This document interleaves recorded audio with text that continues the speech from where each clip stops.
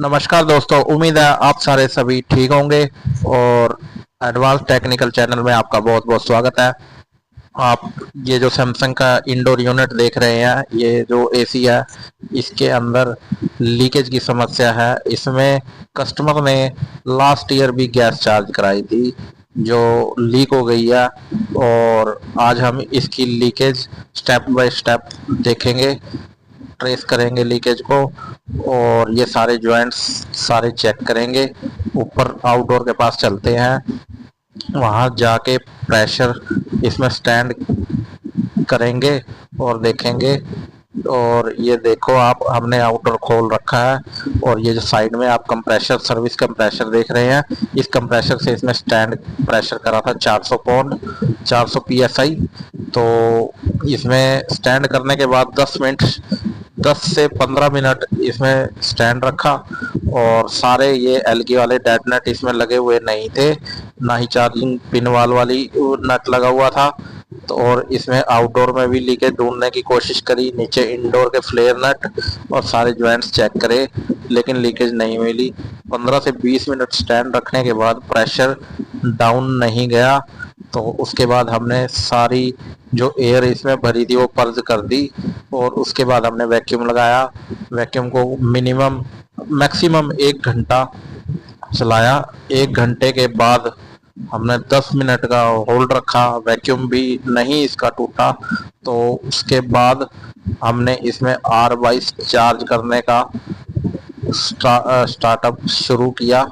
तो इसमें लीकेज किसी भी तरह की कहीं भी नहीं मिली। और ये जो R22 का सिलेंडर है, ये पूरा तैयार है इसमें भरने के लिए। और ये वैक्यूम हमारा 1 घंटा से ऊपर लगभग चलाया है।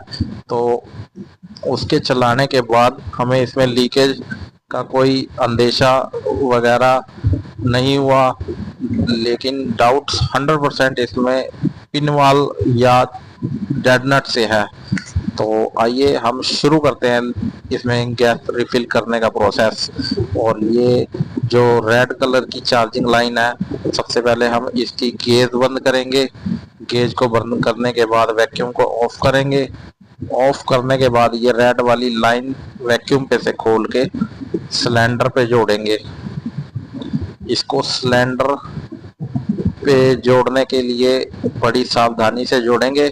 और इसको हमें जोड़ने के लिए ध्यान रखना है कि जो सिलेंडर पे जो वाल लगा होता है गैस ओपन क्लोज करने के लिए, उसकी थर्ड वगैरह ना खराब होए, ना ही हमारी चार्जिंग लाइन की थर्ड वगैरह गलत तरीके से चढ़े। बड़ी सावधानी से चढ़ाना है उसको। उस पर टाइट करने के बाद हमें धीरे धीरे प्यार से प्रेशर इसके अंदर बंद में ही डालना है। प्रेशर डालने के बाद हमें एसी को 10 मिनट के लिए होल्ड पे रखना है। 10 मिनट होल्ड पे रखने के बाद इसमें इसके एसी को हमें उसके बाद ही ऑन करना है। तो देखिए कैसे हमने इसमें गैस उल्टा करके ही सिलेंडर चार्ज करें, जिससे बेटर रिजल्ट मिलने की संभावना होती है। लिक्विड ही हमेशा चार्ज करें और लिक्विड को धीरे धीरे चार्ज करें, एकदम से प्रेशर ना छोड़ें। और गेज गैस खोलने के बाद, सिलेंडर खोलने के बाद गेज से ये रेड कलर की लाइन जो लगी हुई है, इसे थोड़ा सा एयर पर जरूर करें। गैस थोड़ी सी निकाल के बंद कर दें, फिर उसके बाद ही इसके अंदर गैस चार्ज करें, जिससे हमारे सिस्टम में प्योर गैस सर्कुलेट करेगी और जिससे कंप्रेसर को किसी प्रकार का इफेक्ट नहीं होगा। अगर एयर इसके अंदर मिक्स होके चलेगी तो कंप्रेसर की वाइंडिंग पे फर्क पड़ता है, जिससे कंप्रेसर की लाइफ को हम कम कर देते हैं। और 10 मिनट का वेट करने के बाद हमें इसमें इस एसी को ऑन करने के लिए नीचे या तो असिस्टेंट लड़के को भेजो या फिर कस्टमर को फ़ोन करके वो एसी ऑन करवा दीजिए।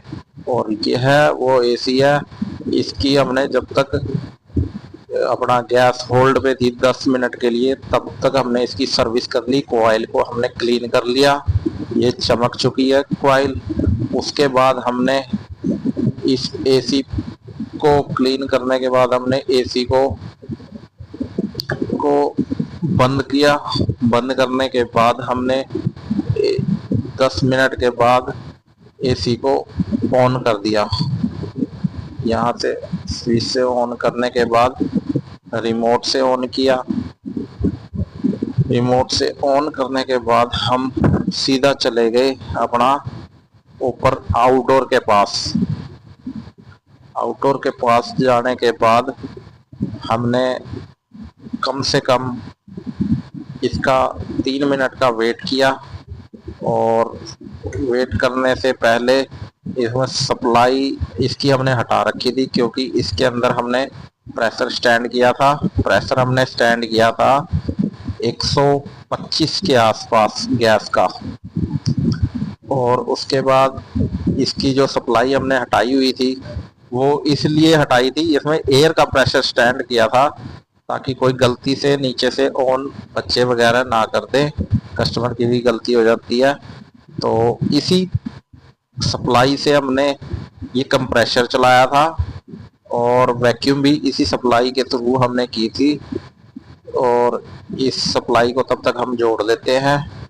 जोड़ने के बाद जो समय 3 मिनट का होता है वो हम वेट करेंगे। उसके वेट करने के बाद ये सप्लाई आ चुकी है, हमारा आउटडोर ऑन हो गया है। तब तक हम इसे 2-4 मिनट चलने देंगे। गैस का देखिए स्टैंडिंग प्रेशर डाउन आ गया है। इसको हमने 60 से 70 psi करना है स्टैंडिंग।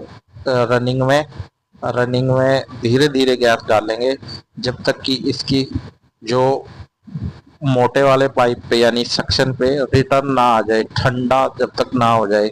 ये जो मोटा पाइप आप देख रहे हैं इस पे रिटर्न आना बहुत ज़रूरी है। इस पे रिटर्न आ गई तो समझो आपकी गैस प्रॉपर चार्ज हो चुकी है। ऐसे ही धीरे धीरे चार्ज करना है इसके अंदर। एकदम से हमें गेज को खुला नहीं छोड़ना है, जिससे कंप्रेशर के हेड पर लिक्विड जाएगा और कंप्रेशर गैस को कंप्रेस करने में असमर्थ होता है, जिससे कंप्रेशर के लोड पड़ने से खराब होने के चांस बहुत ज़्यादा हो जाते हैं। तो आप थोड़ा केयरफुली ही करें चार्ज गैस, और जल्दबाजी ना करें। ये हमारे जो प्रोसेस होते हैं ये बहुत ही यूं कह लो बहुत ही सावधानी से करने वाले होते हैं। और प्रॉपर बढ़िया रिजल्ट के लिए इसके कवर वगैरह को बंद कर लें। और इस वायर पे क्लैम्प मीटर भी लगाना होता है, जो कि हमारे पास इस समय उपलब्ध नहीं है, तो हम क्लैम्प मीटर नहीं लगाएंगे। तो हम सिर्फ इसके एयर के थ्रो वाली हीटिंग को, आउटडोर की हीटिंग को सेंस करेंगे उससे ही, और इन रिटर्न और गेज के प्रेशर को देख के ही गैस चार्ज करेंगे।